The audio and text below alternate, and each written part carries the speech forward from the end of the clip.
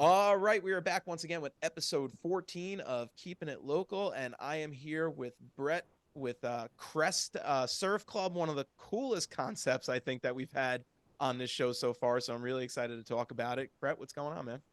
Hey, John, thanks for having me. Appreciate it. Definitely excited to talk about Crest. I live, breathe, sleep it. So I love to have the opportunity to share that with people. Beauty. I mean, it's such a big, crazy idea, which I love. Like to me, the bigger idea, the crazier idea, the more I like it. Um, you might not feel it's crazy, but definitely big. Like to me, it's like, whoa, this is awesome. But this might just be totally natural to you. I don't know. But let's jump right in. Just give us an overview of, first of all, what Crest is and what you're going to be doing once you open. Sure. So Crest is a membership-based surf club with a wave pool. So similar to a country club or a yacht club or social club, just that our amenity is surfing. So we have a 3.5 acre site out in Shirley, right off the expressway, exit 68. We'll have a pool that is about the size of a football field, basically, and we'll be able to produce a world class wave in there. Whether you're a beginner level surfer or you're pro or somewhere in between, we'll be able to produce a custom wave for everybody that promotes just the sport of surfing and love and your love for surfing, and also inspires progression. So like I said, if you're a beginner and you want to get better, you're an intermediate and you want to get better, or even if you're a pro and there's a move that you want to get better at, whether it be some sort of air or barrel riding or something like that, we'll be able to do it because right now surfing really lacks that repetition that other sports have, and wave pools change the game there. So that's that's one of the things that I find so interesting about this, and I'm glad you brought that up because you're an athlete. I'm a former athlete. I wouldn't consider myself an athlete now, but um, like in order to get better at something, you have to be able to practice that repetition and do it over and over again. And yeah, surfing is it's just you never know what kind of wave is going to come at you next, right? yeah, and that's the biggest challenge is like there's no two waves in the ocean that are alike, especially more than likely on the same day. It doesn't happen. Maybe throughout the year, one or two will be the same, but that's assuming you're there. So yeah, being able to hit that same section or take the same takeoff or pick that same line through the wave and make that same turn, and then add another level to it with the personalized coaching and video review, just like these other sports have, and then being able to kind of break that down and say, okay, well, this is what you need to do outside of the pool or outside the water, maybe to be able to do this move or this maneuver better in the pool. It really changes everything. It's a whole new level. Yeah, I mean, but like you said, you're kind of diving into, for lack of a better word, no pun intended, you are diving into the concept that like every private lesson for every sport does now. Anybody that gets a private lesson for a sport that they're doing, especially for their kids, they're going there, they're getting constant repetition of the same things, working on mechanics, getting video of it, and then reviewing it and saying, like, okay, here's what you're doing, here's what you need to do. That was really never available in surfing before, which I think is something that's going to really set you guys up to be super successful. Is you have that option. Like I would never even. So here it is. You've probably surfed. I'm assuming, Brett, a lot of your life. Yes. Okay. So like I would never try learning surfing now because as an older person, I would get irritated that like everything's different, it's not the same, there's no repetition, like it's so much harder to learn. And now you're Mhm. providing that for someone where it's like, hey, if I wanted to learn to surf right now, like I could do it in a controlled environment where I'm getting the same things over and over again and I actually have the opportunity to get better at it. I think it's awesome. Yeah, and that's part of like what we're selling to our members at the end of the day. Because as a surfer, there's two things you want: it's to surf more, which we'll be able to provide, and then also to become a better surfer, which again we'll be able to hopefully provide you the tools at the very least to get there. I can't guarantee that just because you're a member at Crest, you're going to get better, but we're going to give you the tools and kind of point you in that direction. And it's kind of on you at that point to ensure that you do get better. Um, so yeah, that's a big piece of it. We have we've already sold about, I think we're at 36 or 37% of our memberships over the last 18 months or so. So there is significant traction here. But some of those people have never surfed before, or they've only taken a couple lessons. And, like you said, there's a lot of negativity that comes, with surfing on Long Island because it's very seasonal, it's very crowded, and often, we don't get really get waves as much as you think we would. And then when we do, it kind of goes from being beginner friendly to like, advanced and professional friendly very quickly. Mm. Um, so there's no real like intermediate sweet spot all that often. So that can be really intimidating. And then, there's just a variety of factors that keep people out of the water or don't really make people want to come back. So being able to control that experience and make sure that everybody has a good time every time they're there, that's also a big part of it as well. It's so awesome. And you never have to. I mean, when's the only time we're actually going to be closing is when there's lightning, right? I mean, other than that, you control the conditions for the most part. The wind doesn't have an effect on it. You don't have to worry about riptide or anything like that. Like, your Yep. only time you can't surf now is when there's lightning. Yeah, exactly. Because we're installing our own power on site, so we'll have enough heat to keep that pool, over 70 degrees in the middle of the winter is what our team's telling us. Wow. So it's going to be a very, very different experience than going to Long Beach in February when the wind's blowing about 20, 30 miles an hour and it's 40 degrees outside and the water's 40 degrees. So, Yeah. And I was looking at the website, and I would encourage everybody to go on there and look at it, because what I've seen so far of what's coming up, like the club aspect of it, there's a lot going on there. So if you want to just discuss that, I mean, it looks like there's multiple rooms and opportunities for different things that you might want to do or use the club for. yeah, so ultimately, Crest is meant to be a community. So the wave is the center point of that community in the sense that like that's what's drawing people in. But everything that goes on outside of the wave and even in the water outside of surfing, like just the people alone, is really kind of what we see as being like the stickiness of Crest. So, in addition to our football sized wave pool, we have about a 9,000 square foot clubhouse, houses locker rooms, concierge service, co-working space, coaching, uh, different body therapies, food and beverage, lounge areas, kind of has been designed to foster that sense of community and allow people who are on site, a reason to stay essentially after they've surfed and then kind of connect with other members and other people within the Crest community as well. So, the other part of surfing that, um, kind of makes it hard for people to either stick with or pick up is that it's not convenient, right? So yeah, there's no, you have a total lack of repetition, but you also are reliant on, Mother Nature to provide you with the correct swell direction, swell size, swell period, wave, wind direction, wind speed, and then hopefully it's not too cold or, it's not too crowded and things like that. And then also, you don't want to spend an hour driving to the beach just to get there and the report be wrong because it happens all the time. No matter how advanced our cameras and our reports are, it's very much you should have been here an hour ago. So, Oh, being able to tell someone that they can schedule this into their day because New York is the city that never sleeps, right? We have a lot of very busy people who live on Long Island and in the tri-state area. They know that they can come, they can surf, they can have a great time, they can catch more waves and better quality waves than they probably would in the ocean. And then they can also stay and they can eat or they can do some work if they need to. It just adds that level of convenience too, which, being able to give someone time back or allow them to better manage their time is almost priceless. mm, absolutely. Yeah. Especially like we're all in such a time crunch now, it feels like. So like you said, to be able to schedule that and just know like, yeah, at 5 a.m., like my workout, I'm going to Crest, and I'm gonna, do some ride some waves and and have a good time and get my workout in is great. Yeah. Now, I told you we were going to go off topic. So you mentioned community. So I think this is important though, because the only thing I know about surfing is Point Break. That's it.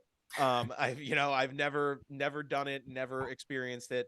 I don't know what it's like on Long Island for someone to go and surf, but you hear these stories, and you could correct me if I'm wrong right off the bat. But so is surfing on Long Island even, is it territorial in those spots? Like, are there spots where only certain people can go and it's territorial? It definitely is to some extent.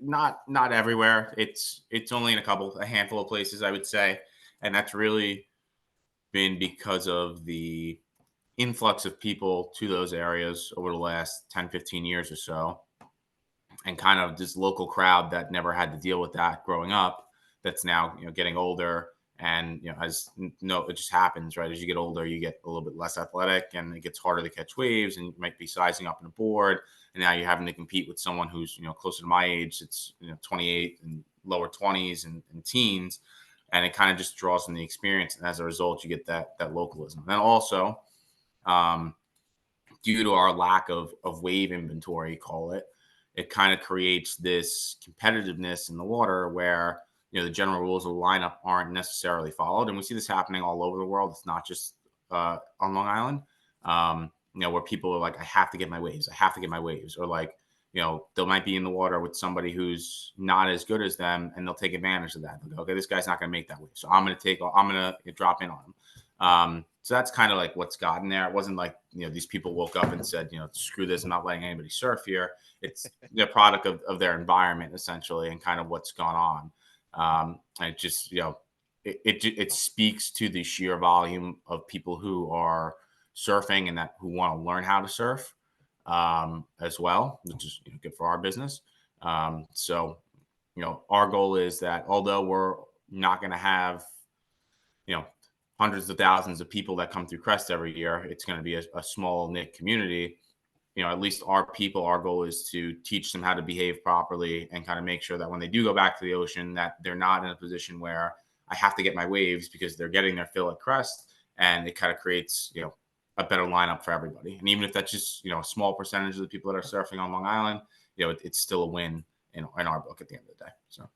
Yeah, I mean, it sounds like you're servicing both the beginner who wants to learn and maybe is going to have trouble learning in that environment, but also the veteran who says, you know what, I just want to be able to ride as many waves as I can, and I could go here, I could still go to the ocean, but I have this opportunity. So you're taking care of both. And it's funny because I never thought that any part of this conversation would relate to real estate. But at the same time, you're talking about there's a lack of inventory and people are getting crazy over it. And we see that across, multiple different types of services being offered. Yeah, it's just when there's high demand and low supply, it's just things are going to get tough, and you're solving a problem for people, which I think is awesome. But now I want to know, because like where did this idea come from? So I recently turned 28. I've been surfing since I was, I don't know, probably somewhere between 5 and 10 years old. It was the first time I was on a board, and I fell in love with it immediately. My father surfs. He surfed since he was 13. He'll be 64 in a couple weeks. And as I was growing up and wanted to surf more, and the internet was becoming a thing for me, probably around 2000 and somewhere between 2006 and 2008, this thought of like wave pools as surf parks was becoming a thing. And I, obviously came fixated on that. I grew up in an entrepreneurial household. My dad's owned his own business for the last, I think he's at 35 years now, 36 years, something like that. And, I kind of knew from an early age that was the path that I wanted to take, whether it was taking over his business, doing something for myself. I kind of knew I wasn't really cut to live in the city and work for someone else, essentially. So that was kind of the path I wanted to go. And he grew up and played golf the whole time. He was a member of country clubs, and kind of when we're looking at this space in its infancy, the only way it made sense, especially on Long Island, was to run it as a private club, because you're talking about an average kilowatt cost of somewhere between 20 and 24 cents. You're talking $3 to $6 million a year just in electric alone. And then you got to find a piece of property that's big enough, and just kind of all these things that go into it. And sure, retail might look good on paper, but you're assuming that the facility's booked Tuesday morning in February at 11 a.m., which is just not realistic, right? So it was kind of his idea to go this private route, essentially. And as I got older, we ended up going to Typhoon Lagoon down in Disney, going into my senior year of high school, because I'm the oldest of three. My middle brother was playing in the U15 national championship for lacrosse down there, and my dad dragged me along, and everybody else in my family, because he wanted to surf in the pool, because you can do that during the off hours, basically. And that really is what kickstarted things, because that was our first time surfing in a wave pool. My father's been all over the world for the most part, to surf. And it was by far one of the best experiences he ever had, just because it was with the people he wanted to be with. They had your music on. There was no real pressure associated with it. And although it's not the best wave, just, that environment was something that we all kind of fell in love with immediately, and was like, okay, how do we figure out how to do this? And that really is what kickstarted things. I ended up going to college, and while I was in college, that's kind of when I took over and just started kind of hounding him on, like, can we figure out how to do this? And we essentially built the social media page, built a website, and just kind of like did our own market research, like who would be interested in this. And we got enough response in the first 6 months that we decided that it would be worth trying to do it. And that was back in 2015. And kind of the rest is history to this point. It took us a while to get our permits. Nothing's easy to do on Long Island, as I'm sure being in real estate, especially when it's new. Right. So there was definitely some growing pains there, and a lot of education that went on that slowed things down.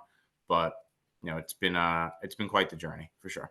Yeah. So this has been 9 years in the making. Wow. Okay. So tell me about tell me about getting the land and planning this, because people, we joke all the time, like, this is on such a larger scale, but even when I tell people, like, renovating a bathroom, you're going to run into issues. Like, you're going to find things that you didn't expect. Like, there's going to be problems. I've had other people on the show that do a little bit bigger construction, and there's always something when they start to dig in and start to build and find things and unearth things. Now, you're building from scratch, but again, you still have to find this land. You have to come up with these plans. So what was that process like, developing all this? Um, Excuse me.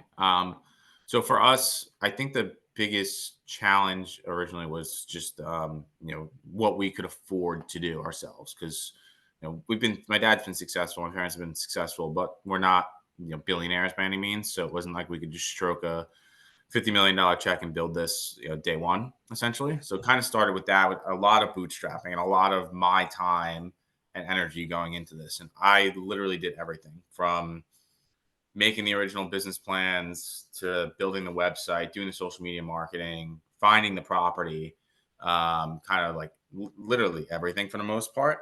Um, so it just so happened that I was scouring LoopNet trying to find a piece of property that we thought would be big enough for us, and kind of in our price range. And there was one out in Shirley, it ended up being a subdivision of the larger piece of property. The other half had already been built to suit, and then the developer, I won't name because I don't know if they want me to name them or not, who's one of the largest developers on Long Island. Basically, it seemed like they're just trying to get rid of it at that point. They'd made their money on the build to suit. This property had actually been sterilized, so there was some work that had to go in there. We had to hook up our neighbor to the sewer. So we won the contract in 2017. We ultimately didn't get everything closed and taken care of until 2019 because there was so much that had to get done on it. And then in the background, once we'd gone into contract, we already had hired a civil engineer and an architect, was the architect being one of my dad's friends, and just kind of started doing preliminary designs. Like, okay, how much can we build out on? And we kind of backed our way into it almost. Whereas a lot of these other projects will go out, they'll find a technology provider, and they'll say, okay, this is the pool specs. And now, like, what do you want to put around it? And things like that. We said, okay, this is our property. This is what we want to do with the pool. You guys need to figure out how to give us what we want, essentially.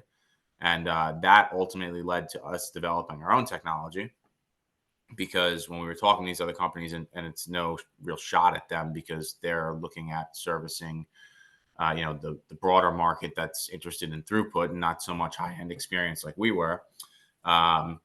We ended up kind of developing our own tech, and assembling our own team and everything, and just kind of doing everything from scratch, like you said. And, a lot of So, learning along the way, but yeah. sorry, I didn't mean to interrupt you. So, but what you're Okay. saying is that with the new tech, are you talking about the wave development? You developed your own tech for that? Yeah. Generation of the wave. And it's not like, there's only so many ways to make a wave. You're pushing something, you're pulling something, you're Yeah. dropping something, essentially. So like the basis for our tech, like the general physics and the guts of the machine, call it, have been around for like 100 years. We just made it work for us, which is, not looking at putting 50 people in the pool per hour and making 1,000 waves an hour. It's okay. We're looking at 10, 15 people in the pool per hour, give them 10 to 20 waves each, and they have to be really high quality waves. And we want to make them custom waves. So that was kind of like where we spent our time there. We ultimately ended up with arguably the most experienced engineer in the industry, who built, kind of the mecca of wave pools per se from scratch himself, about 15 years ago. So we're very confident in what we're doing there. But yeah, as if it wasn't hard enough already to build something new on Long Island, we kind of threw that twist in there too with the new tech. But Yeah, so that's, I mean, it sounds like to me that you, once you got the ball rolling and you figured out what you were doing, you amassed like a pretty stellar team around you guys to really then start to bring this project to fruition. Is that fair to say? yeah, basically kind of going back to how we got the property, it started with us, my dad and I, kind of pitching the different towns on it, mainly in Suffolk County. Nassau was built out, Yeah. right? So it was really Babylon, Islip, Riverhead, and Brookhaven. And everybody kind of told us to go scratch first time around because, it's not in their book and they didn't really comprehend what we were trying to do. Yeah. And it was just Can't too much. understand it. It's like Yeah, Island too Empire. much effort for them to try to figure it out, right? Yep. So we ended up hiring somebody in the public affairs side of things who kind of helped us reposition it and got open arms. Kind of turned into almost a bidding war to some extent. Bring the project here, bring the project here. Everybody's tune changed all of a sudden. Um, yeah, and then in doing so, we started to kind of pull people together that we either had some sort of connection to or someone that was already working for us had a connection to. So we've always kind of been family oriented. My dad's other business has been family oriented and has had the same customers for the majority of his time in business, and that's just how we like to work for the most part, just have that relationship there. So like I said, my dad knew the architect already, and then the public affairs person helped us secure the civil engineer, who then brought I don't remember if he brought anybody, but then a family friend of ours brought our concrete contractor, who's also an engineer, who ended up bringing our structural engineer, and then we got connected to somebody on the commercial pool side of things who had an aquatic engineer who just happened to be next door to the civil engineer. So we kind of just had like this conglomerate of Long Island-based people that all kind of either knew each other, had worked with each other at some point. That basically was formed back in 2016, 2017, and we're all part of the design process as well as the upcoming construction process too. That's to me so important. It's such a big piece because, like you said, it's all basically through referral and people that you know. And I think number one, that brings in an element of people who they're not just there to do a job, but they want to make sure that everyone is succeeding because everybody Yes. knows each other. So it's communal, like you said, it goes back to community. And the other side of that too is you have it's going to take so much because you've already met resistance by the towns and everything. It takes a lot to make something like this work. It really does take everybody being on board and not just there collecting a paycheck and it's like, oh yeah, I'll put the foundation. And it's like, no, like when you have that group of people there that are working towards a common goal, it's the way that something like this actually does get done and work in the end. So it sounds Yeah. like you got great people there. Yeah. Yeah, we have a great team. I mean, some of these guys still have not seen a dime from us over the past, 7, 8 years that they've been involved in the project, and they are, they answer the phone whenever I call, they answer email. They're at every meeting. They offer for us to even use their space for meetings and things like that. So yeah, everybody is, either some of them are actually invested into the project, have invested some of their fees and stuff like that. Even the ones that haven't done that haven't invested their time substantially at this point in time. So everybody's on board to get it done. And I have, like, as far as skill goes, like, our concrete guy does skyscraper foundations in New York City. Like, this is pretty straightforward for him. We're working with one of the largest commercial pool contractors in the Northeast, if not the largest. So we have the skill there, although maybe we haven't built a surf park before. People around us have applicable knowledge and experience to make sure that it gets done and gets done correctly. Yeah, that sounds absolutely awesome. Um, this is if you can't discuss this, totally fine, but it just you kind of made me start thinking about it.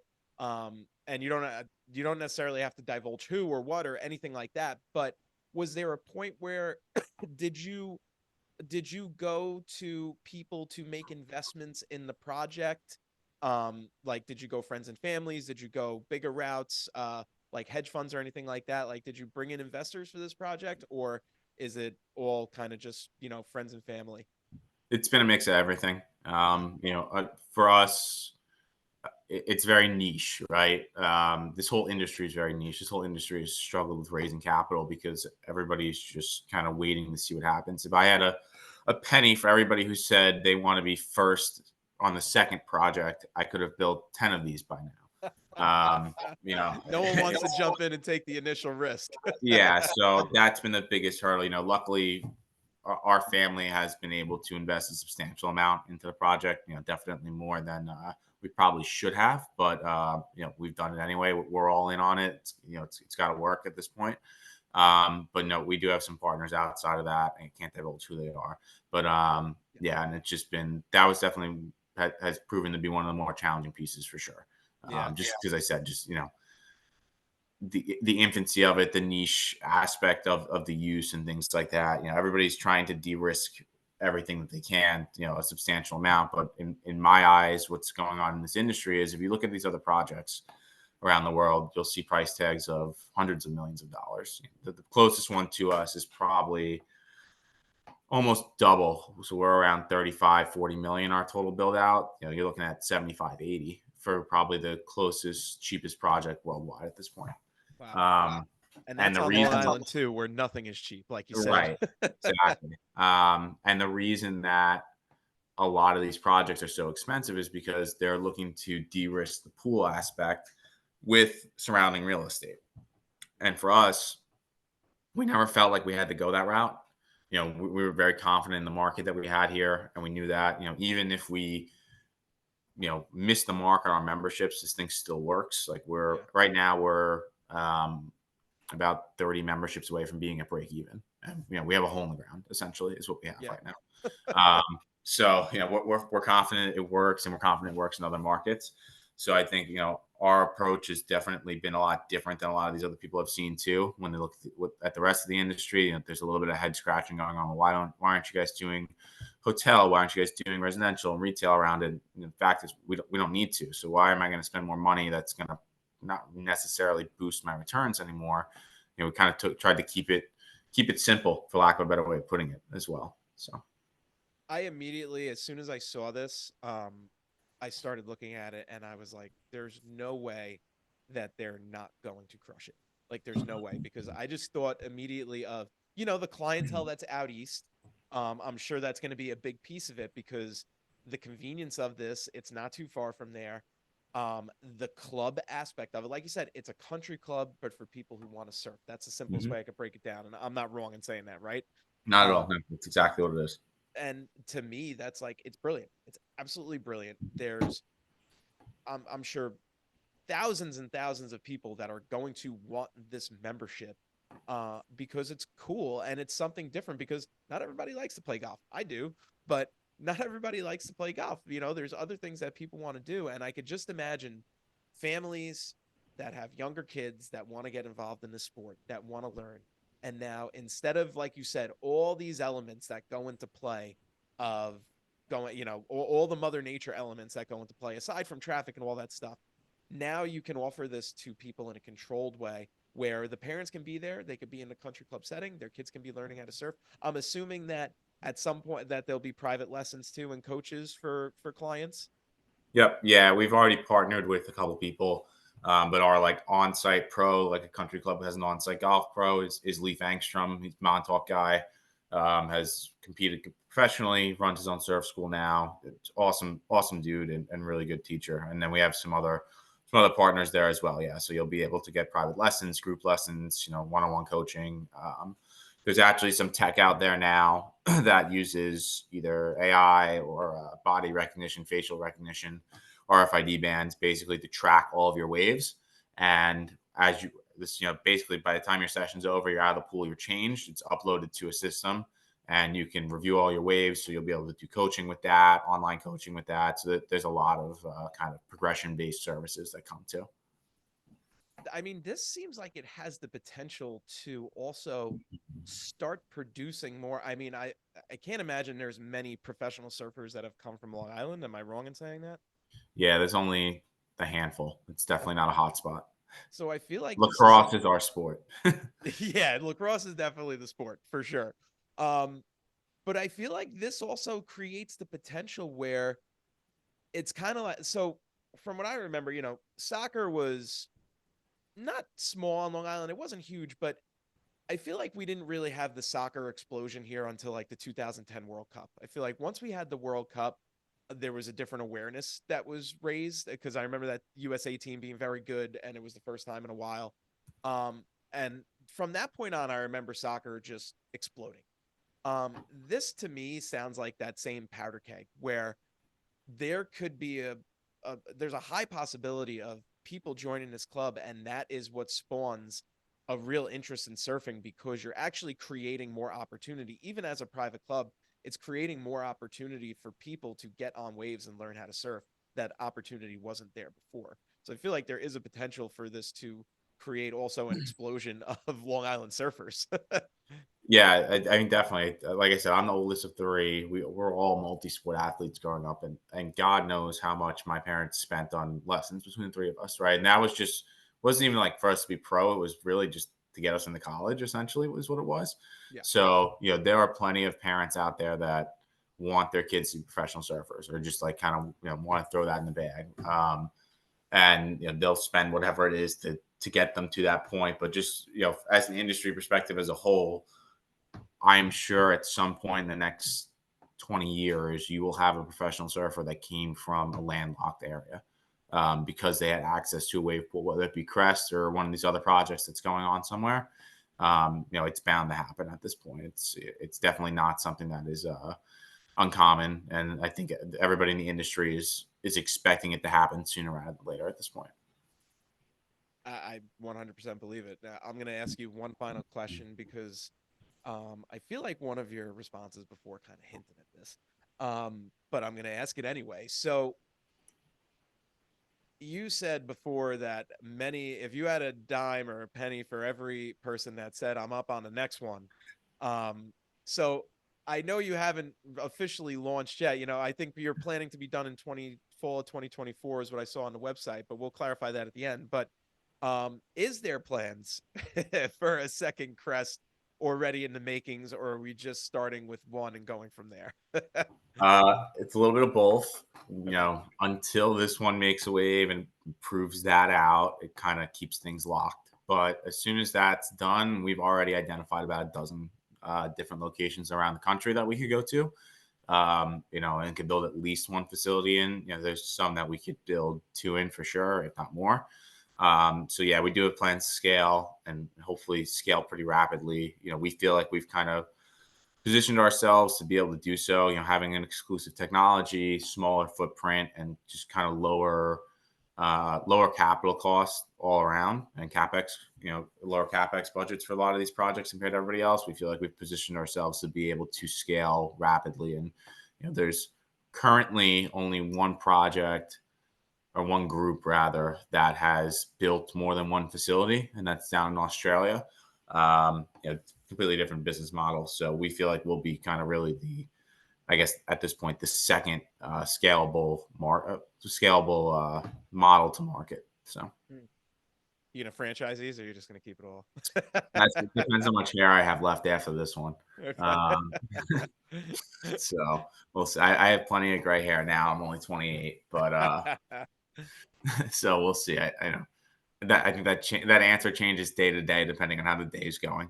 So I'm sure. I mean, this has got to be stressful. Like this is, I mean, I explain to people all the time when I'm dealing with selling people's houses, and even they might be in $1 million range, whatever. That's a stressful experience for somebody. But there's a lot on the line here. This is a big deal. So, and there's so many moving pieces, I'm sure. So, um, you probably got to lay the body on some people in lacrosse to make sure that you keep your head on straight at points. yeah, So, yeah. what's the official opening date? Do you have one Uh, yet? so really, right now, what we're gunning for is first waves. So we're expecting first waves later this year. At which point we'll begin testing the pool, potentially, give access to people to start testing the pool as well, and then kind of go from there. And that's really our milestone, because that's when things change for us. That's when we can kind of step on the gas and go to scale. Granted, everything works, which we feel like it's going to. But yeah, that's really our goal at this point, is to get the first waves, like I said, which should be later this year at this point. So Love it. I can't wait to see it. I'm definitely going to, I'll put your website in here. Everybody should go check it out. It's just plug that website one more time.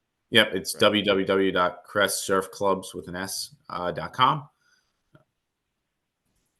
Perfect. And yeah, go check that out. It's so awesome. I can't wait to see this fully functioning, and I'm sure the social media will be popping once it is. So I'm excited to check that out and follow. Well, I'm already following you guys, but I can't wait to see as this project finishes up, because I think it's really cool. You're like first to market on the island. No one's ever done it before.